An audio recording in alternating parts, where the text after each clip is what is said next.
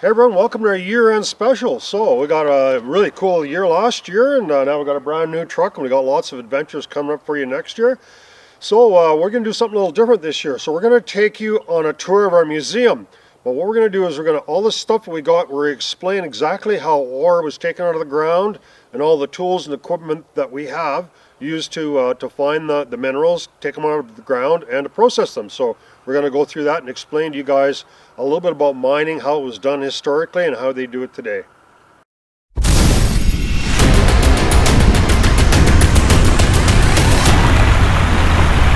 Most of it's probably mental. You don't like dark places that are wet and you're claustrophobic. You have a bunch of phobias and stuff. It's not going to be the place for you.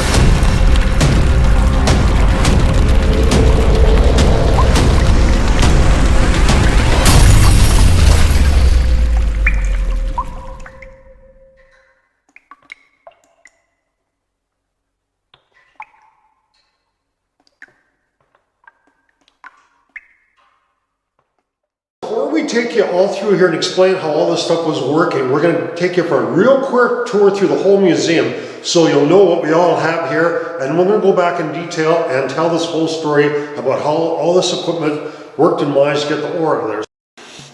Alright, start off with, we have this Crosley engine. We're going to show that to you. There's my side-by-side. We're not going to talk about that too much. And here's the tram buckets. And what we're doing is we'll explain that. We're rebuilding the tram. We're going to have a full-size gravity tram. This is a little room here. We have all these tools and stuff in here. A blacksmith forge. Another engine. This is a mucker. It's an operating mucker. We're going to fire it up with air. We're going to show it to you. This is an old ore cart that we rebuilt. It would have been pulled by mules a long time ago. There's a locomotive, some carts, a whole bunch of signs, some other tools and stuff, axes, there's a Jim Crow there.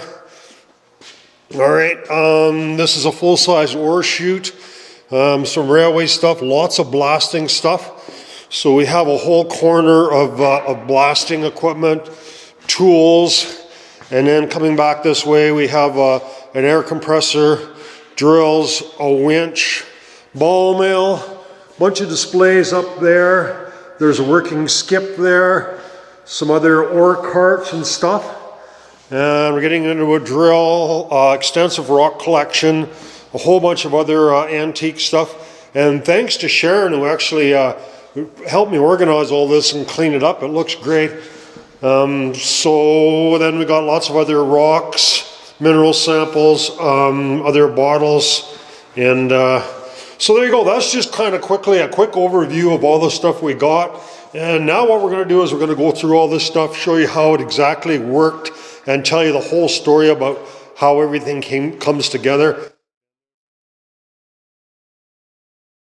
The very first step in the mining process is the prospector finds the minerals. So typically what happens is a prospector is going through the bush or whatever, he finds an outcropping of rock. You can see we've got a pretty good sample. So there's a bunch of different ways that they can find minerals that maybe they could start a mine. So the one thing is, this is like ore here, this is magnetic ore, so it's got a fair bit of iron in it. So you can see this is a magnet. So that was one way that the prospectors could find stuff. And then also the other way is, just the different outcroppings. They look for, back in the old days, they looked for stuff like this. It was like a galena, which is really rich in lead, silver, and zinc. And then, of course, gold and stuff that they, lots of times they did some placer mining in the creeks and stuff, and they found sources of gold, and they tried to chase these veins up there. So the first step is locating a potential deposit. So from there, they would typically dig down, the deposit would come to the surface, and the miners would come along and they would start developing an ore body. So typically it would go to the surface and they would start going down. So there's a couple different ways they could do that. Sometimes they would just have a big shaft, and then they'd have winches and stuff and develop it down. And once they had an idea where the ore body is, lots of times they would blast a tunnel underneath the whole ore body and use gravity to bring all the ore down into a main haul level and haul it out of there. So when mining first started, they had something called a single jack and a double jack. Now, a single jack is a guy with a chisel and a hammer, basically just pounds into the wall, and he keeps pounding on this chisel and makes a hole, and he puts the dynamite in, and they do their charge and they mine that way. A double jack is just two guys. So as a team, one guy would hold this drill like this, and the other guy would wail on it with a bigger hammer. So that's a single jack and a double jack. So the big revolution that happened in mining was when they had compressed air. So they started with big compressors around the turn of the century, late 1800s, and they started getting big compressors, and we started getting air-powered equipment. This is an air compressor. It's a Sullivan air compressor. It would have been pulled with horses up to the mine, and it had a hand crank. This engine is powered by a four-cylinder Buddha engine, so it's a pretty interesting looking engine. This is back from 1905 from the Black Bear mine. So as you can see, there's the magneto and everything there for the pump, the water pump and the magneto for it. And it just run a big compressor. This compressor is actually seized, but yeah, pretty neat compressor. Back from 1905, one of the first compressors that they would have had. And this is a very kind of a common type of a setup for a compressor in a mine. The compressors are always outside. They never had them in a mine.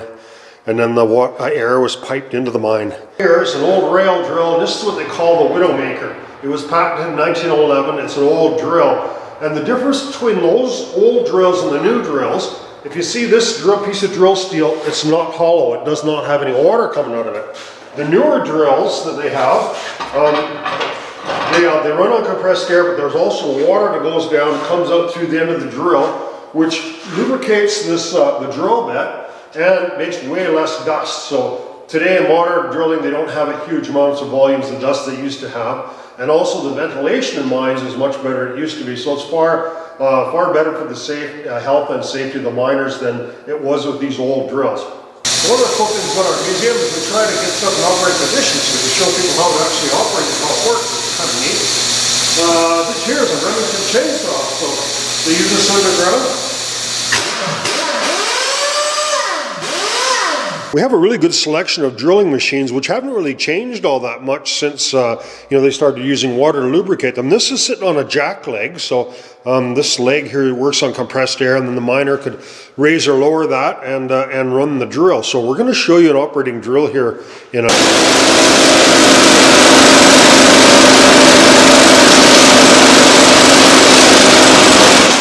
The other thing that kind of changed a little bit with drills and stuff, the replaceable drill bits. Before they used to have to sharpen the old bits that they had on the shaft, right? So the blacksmith would have had to go back in and sharpen them, but the replaceable drill bits make that a lot cheaper.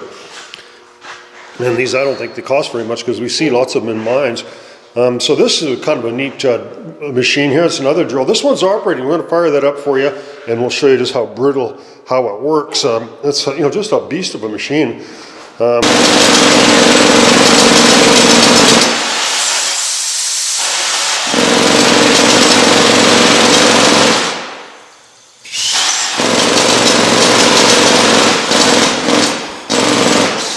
And this one here was actually used for more doing road construction. They would just move it, behind a pickup or something, and you could just drill a rock face with it. But very efficient at drilling through rock. And here's another drilling machine we have here. A few other machines here used for different purposes. And here's actually a gas-powered one that the prospectors would use. And if they just go out in the field somewhere to drill some stuff or do some work on a road, a portable one. All right, so here's a part of our museum that deals with blasting, one of my favorite things. This is a lot of stuff that come out of mines that we found underground in mines. These are old powder boxes, some CXL, CIL, Hamilton Powder Company. They're quite rare. The years on some of those, you see in 1918. Giant Powder Company was a big company, and this is some of the stuff that we found in mines. And we just love explosives. These are big carbide tins, so that's where the carbide came from, the miners' lamps underneath there. These are blasting machines, so you see a number 50 blasting machine, a number 30, and this is a number 10. And the reason they're designated that way is that's how many blasting caps that they could set off. So here we go. There's some actual real dynamite Giant Powder Company dynamite came from Phoenix. It's over 100 years old. There's no powder in it now. It's just got gravel in it. And the blasting caps. So the other interesting thing was the transition from electric to fuse type blasting cap. So this is the old fuse type. You just basically light that, and then it's just got a 3-minute fuse, and then it blows up. Well, you actually light this side, and then it blows up. So the big advance in blasting was electric blasting caps, and the reason that is because it's got, you'll see the numbers on the fuses there. There's a delay. So the way they actually set a blast off is, say you were going to blast, building a tunnel here. So first of all, you would drill a big hole in here, and then you drill holes around here, and then big rings of holes.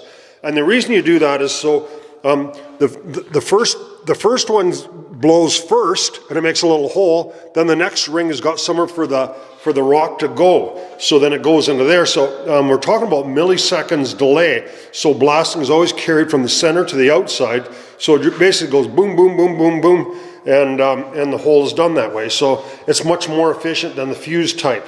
So that's the latest evolution of blasting and blasting caps.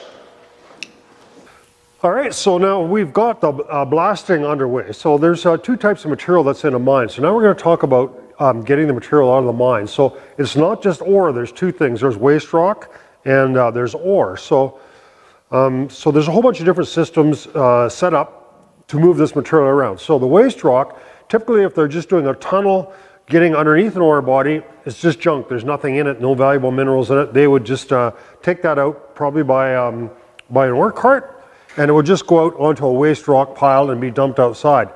The ore would go in a different bin or something. It would go to a mill to be processed. So we're going to talk a little bit about how they do that. So this here is an ore cart, and we've rebuilt this guy here. We've actually got a number of these ore carts. This is a fairly small one. So this would be at a higher level of the mine. Pretend there's an ore body up above us here. So there's an ore body up top there. They have this loading chute set up. And then so the guy's job is actually just to fill these cars up with this loading, with this bar here. So this gate here would load these cars up. So these cars would be loaded up, and then they would head out of the mine. So in small mines, or in higher levels and bigger mines, they just have little small carts like this. And so this cart came out of Phoenix. We restored this thing, and Sharon, maybe come a little closer. I can show you how this works. And so this is just a hand cart. So it just gets undone like that, and then they could dump the ore or the waste rock down into another level. What we've been doing is trying to restore as many of these carts that we can find. This guy here was buried in a mine, and it was used in a TV show that's coming out this fall on history. It's called Backroads Truckers. This ore cart here was made by a company called Hadfield's Steel, and this company actually dissolved in 1888. So this ore cart is older than that. So it was built before 1888. We're really happy to be able to preserve this for future generations, and so people can see what these things were like.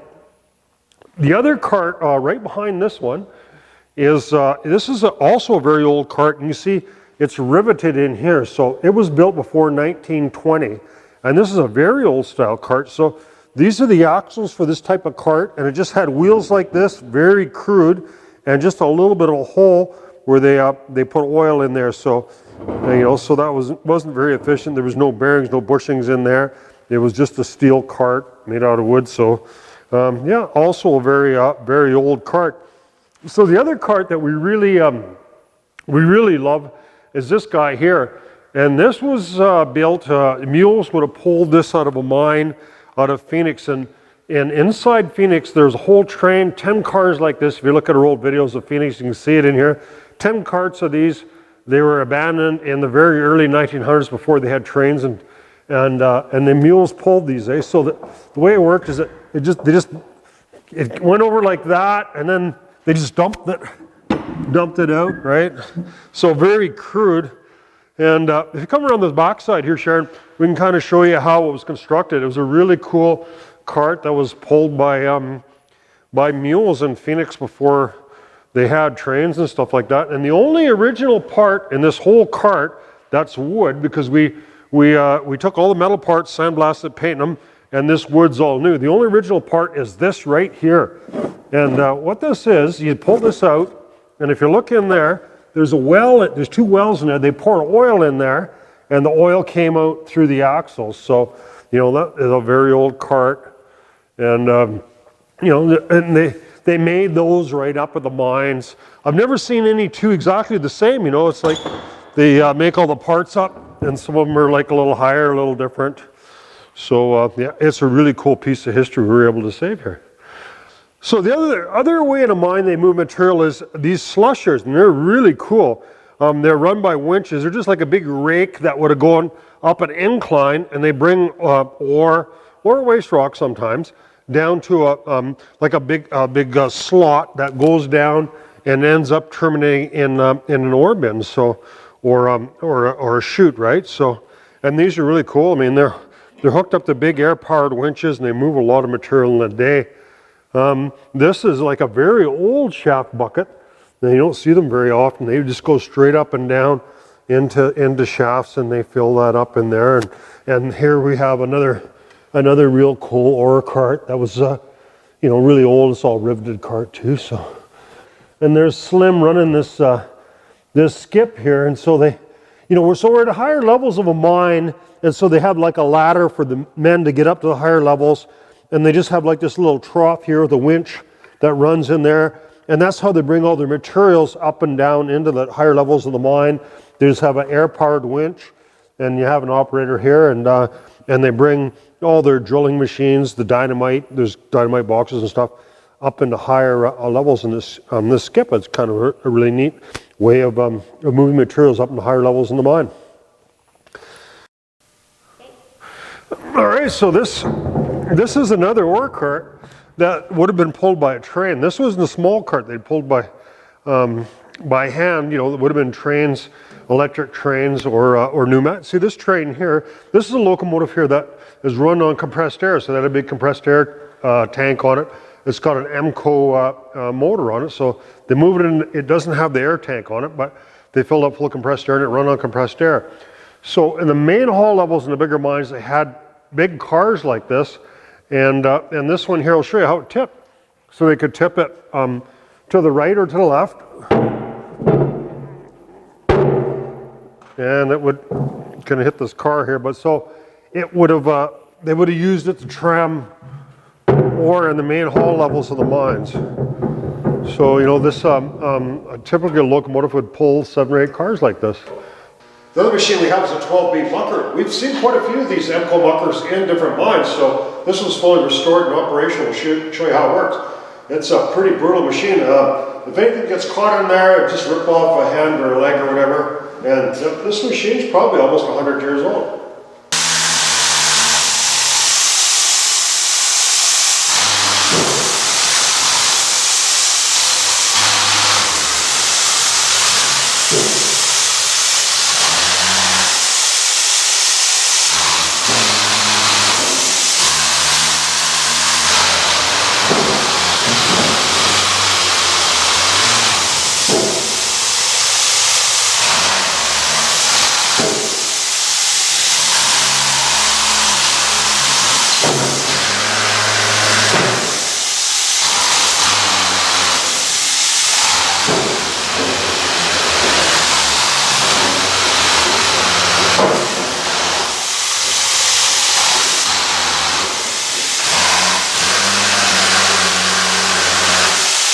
As you can see, I'm not a very good mucker operator. I need a little bit of practice, but that's how the machine works. So once they got the ore outside of the mine, they had to get to the mill where they processed the ore. So one of the really cool things about historic mines, and they had a lot of these, are trams, right? Because back, you know, around the turn of the century, they didn't have cats and stuff to build roads, and they didn't have trucks. So in the steep areas where they had to get the ore down to the mills or to the railways, they had these tram buckets, and they're just really cool. So this, you can see this tram bucket. This is a two-line tram. So the top line is called the track, and the bottom line is called the tractions. So the top line never moves. The two idlers just roll back and forth on the track, and this has been hooked up to a motor or to a gravity system. So here's how it, so it gets down to the bottom. Sometimes they're automatic, and they would just dump as they went by, and they can move a lot of ore in one of these trams in a day. This one here, this is really cool. This is a very old bucket that they would have used, and like you see, it's all riveted and stuff. And they could have used this either on a tram or on a shaft going straight up and down, right? So that's how it dumped out. So kind of really enjoy that one. So one of the other projects we have, like I say, we restored many of these old cars that we can, and what we're going to do in the next year here is we'd like to restore a gravity tram. And the way a gravity tram, in the very simplest form, works is there's two cars like this, right? So you have one at the bottom and one at the top, and what happens is this one is full of ore, and then the weight of that goes to the bottom station, and it brings the empty one up. And then they dump that one, and then they fill this one up, and it brings the empty one. So it goes back and forth like a clothesline. Doesn't use any power to go up. That's a very simple tram line. And that's what we're going to build. We don't know of any other operating ones around. There's all kinds of parts of these guys around.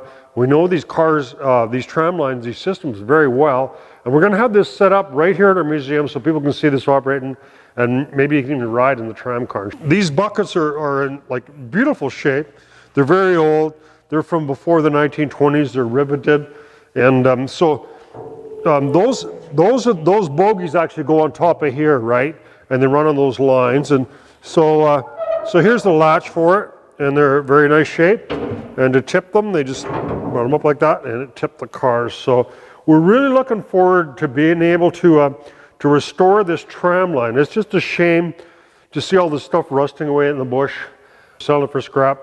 We need to bring it in here, restore it, getting in operating condition, and explain to you guys and for future generations, because we're going to set this up as a foundation, and after I'm gone and dead, this stuff will still be here for people to enjoy. And of course the videos, I mean, all these mines and stuff, they're all getting filled in and wrecked, and the government is reclaiming them. So this is probably one of the oldest methods of getting ore out of a mine. I mean, this was basically just an oak barrel sawed in half, and then just built a frame there, and then then a rope and a windlass probably to get it to the surface. So talked a little bit about the ore, what comes out of the mine, and then it's going to be hauled to the mill. So after a tram line or donkeys or whatever they're going to use to get the ore to the mill, there's two ways of getting minerals out of ore. In the very old days, they just took all the ore and then they melted it, and then the heavy minerals, they ended up at the bottom of this molten lava, and the junk just ended up floating to the top. So then they just poured the top off, and that's how smelters originally processed ore, such as copper, gold, silver, stuff like that. Then starting in the 1920s, they started mills.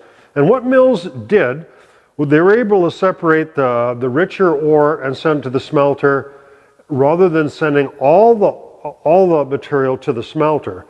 So what they did is they started separating ore, and the first thing they used was a stamp mill. So they just had these big hammers, and they crushed the ore to a finer thing. And then they started these ball mills, and these ball mills, they just basically had balls like this, and they had huge ball mills like this. They put all the ore in there, and it just went around in a motor. And they ground the ore to a very fine, almost like a cement type of a powder. And then what they did from there at the mill, and this is kind of pretty ingenious, is they figured out a way, and it's hard to believe, wrap your head around this. They floated gold in ore solutions. And what they did was, so they just had a big vat, and they put all this finely ground powder in there. They blew bubbles into it, and the gold would stick to the foam at the top of these tanks, and then they just wiped it off, and that's how they made concentrate. It's called gravity flotation. It sounds really crazy. You think gold is really heavy, it would sink, but actually gold sticks to particles of bubbles that they skimmed off, and then they ship that concentrate, and they still do that today. They ship that concentrate to a smelter to get the ore out of it. So there was a big change around the early part of the century, about maybe around 1920, rather than smelters melting all the ore and just using just heat to float the ore up and down. They started these mills, and they still use that today. This is an Allis-Chalmers converter, and it came out of a smelter. So what this actually did was when they had molten copper, they poured it into this converter and they blew a bunch of bubbles into it. And what it did was made pure copper. So it poured huge blocks of copper that were 99.3% pure. So this is what they used to make blister copper. So as you can see, it was made by Allis-Chalmers in 1903 in Chicago. All right, so this is this room here is where the forge is. So this forge, okay, so all that does is makes a lot of air. So the air comes up in here, and they had a big fire in here, usually coal or wood, just red hot. And the blacksmith made all these tools. I mean, there's so much handmade stuff in these old operations, and like all these tools and stuff you see, they weren't bought. These blacksmiths just made these tools. Basically, the blacksmith just showed up with a hammer and made all this stuff. And they were such craftsmen. They understood so much about metals and how to make stuff. It's actually really fascinating how they made all this stuff back in the old days. So this room is just kind of a lot of the old tools that blacksmiths made back in the day. This is kind of interesting. This is the power line inside Phoenix of the trains. This is the copper line that was set up in there, and the trains just came along here, and that's how they got their power to run the trains. So back in the old days, you only had one line, and that was the hot line, and then the rail was the ground. So it was kind of pretty dangerous, because if you're walking along and you happen to touch that, and you're the lightning rod between there. These days they don't do that anymore. So you see this line is much newer, so they had the positive and negative up there, and it was much safer. So that's how they did in the old days. That's the way they do it now. They don't use electric trains underground much. Mostly they use diesel powered equipment to pull trains in now, because they use a lot more the diesel is a lot cleaner than it used to be, so they got more efficient diesel engines. And then also they have a lot better ventilation in mines they used to have. Now they got huge, like a 3-foot ventilation, a huge amount of air screaming through there, so it circulates the mine, and you're not having problems with carbon monoxide and whatnot. So these are just some of the other tools that they have in the mines. You see all these handmade tools. Here is it's called a pelican. So you use that. You could use that to scoop up ore, loose material. And then they also used it if they had a small narrow vein. They can get in there and pull the ore out. We got all kinds of old pickaxes and stuff that we found in mines, and some of them we painted up and restored, and other ones are just kind of like the way we found them. So this is Sharon's kind of little corner. She just did an awesome job cleaning all this stuff and organizing it. So we have, a pretty good collection of different railway spikes and ore bottles and whatnot. There was all kinds of cool stuff we got from Antioch and other places. So here's some of the signals. This is inside of a shaft. Here's a shaft bell. So I can show you a shaft bell. And that's how they called the cages and the shafts in the hoist back in the old days. They didn't have telephones or nothing. They had a code of signals, and that's how they signaled the guy running the hoist and the cage. It's kind of a little complicated. You look at it, but it was generic. They used it everywhere in the mines. It was the same everywhere. And so in this cabinet here, we got a whole bunch of different lights. Some of these hand-blown light bulbs. The light bulbs were very expensive back in the old days. They had to hand blow them.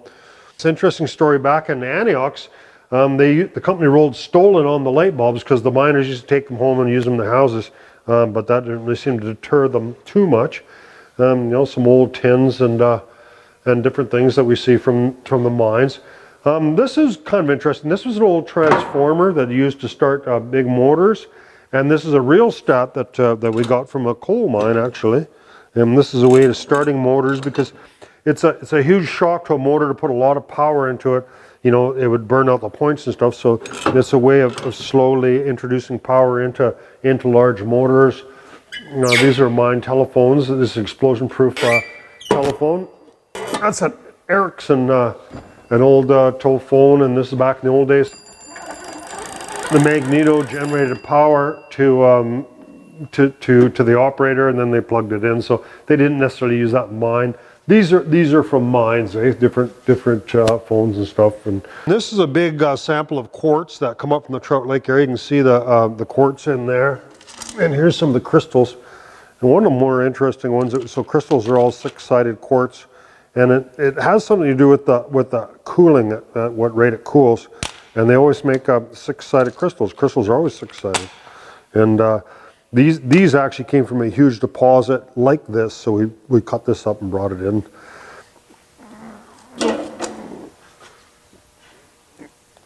We have a lot of interesting rock, pretty large collection of rocks and stuff, and we don't like to get too much into it because you get kind of carried away on these different things. But this is a sample of iron, and it's highly magnetic. This is a strong magnet, so it just, and that's one way that even in modern days they find mineral deposits. They fly helicopters, magnometers and stuff, and they pick up these abnormalities of magnetic stuff. So a lot of precious ore isn't magnetic. So, things like silver, galena, whatever's not magnetic, so they can't pick it up that way.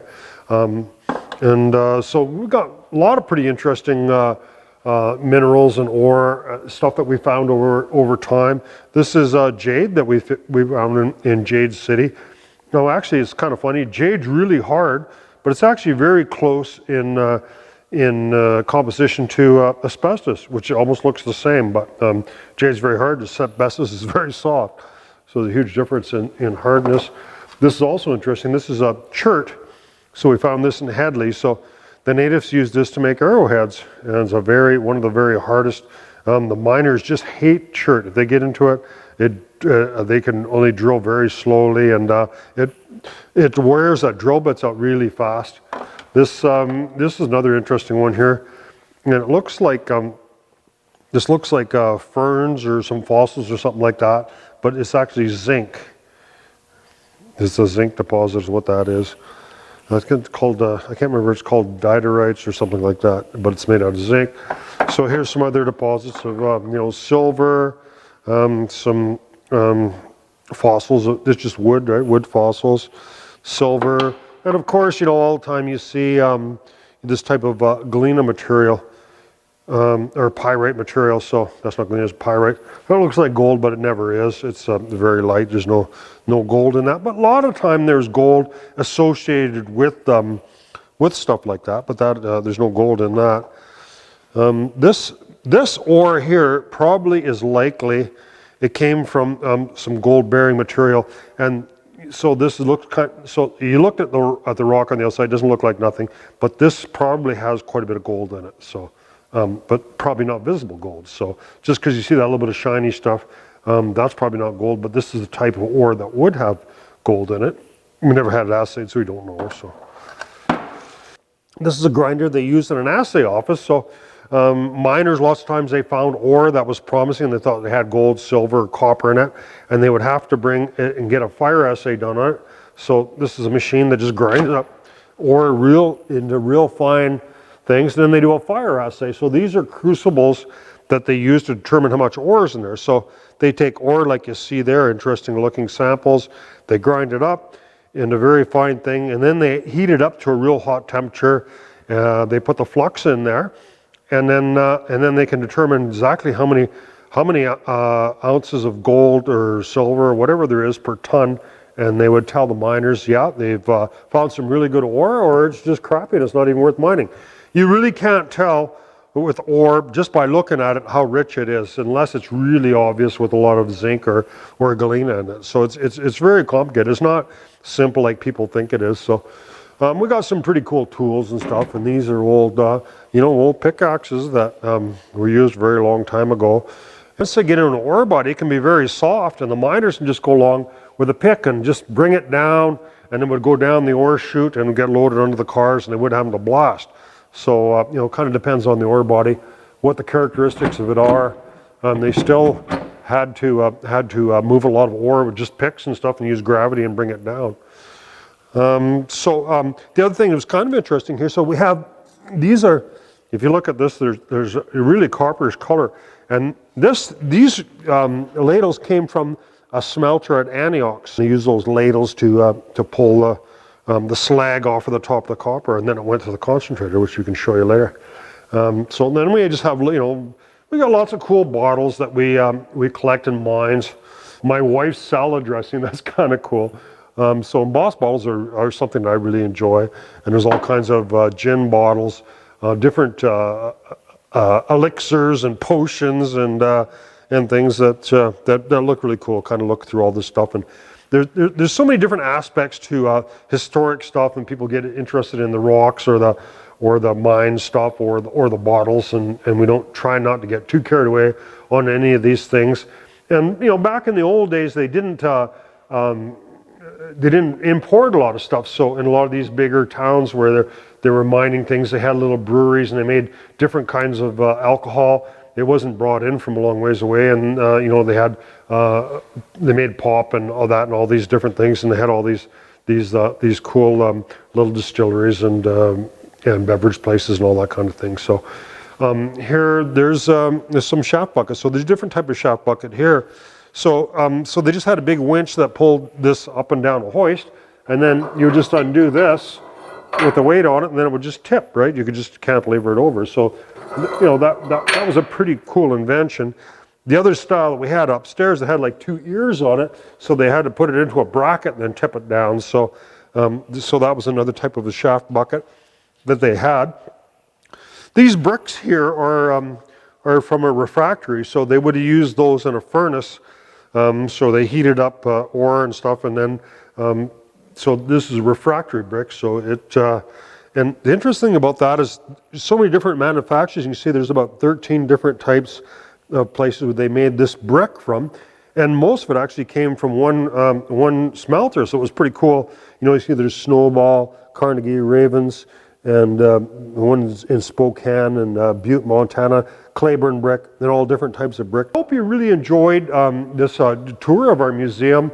And like I say, what we're trying to do is save this for future generations. So, we're not going to be around here that long, and most of these artifacts are not going to be around that long either, because people are taking them for scrap iron. The government thinks, mines are unsafe. They're filling them in and all that. So we're trying to save as much as this as we can, so future generations can see it. And we'd really invite you to come to our museum. We don't charge anything for admission. We're grateful to have donations, but it's not necessary. So come visit us if you can in Grand Forks sometime, and if not, enjoy it online. Most people will never get to see any of these mines, but they'll be able to see the stuff that we filmed, and we're glad to share it with you. Hi everyone, thanks for joining us this week. We have a show every week, so we'll see you next week. Check out our new merch page. Don't forget to like and subscribe. Music is by the Adits.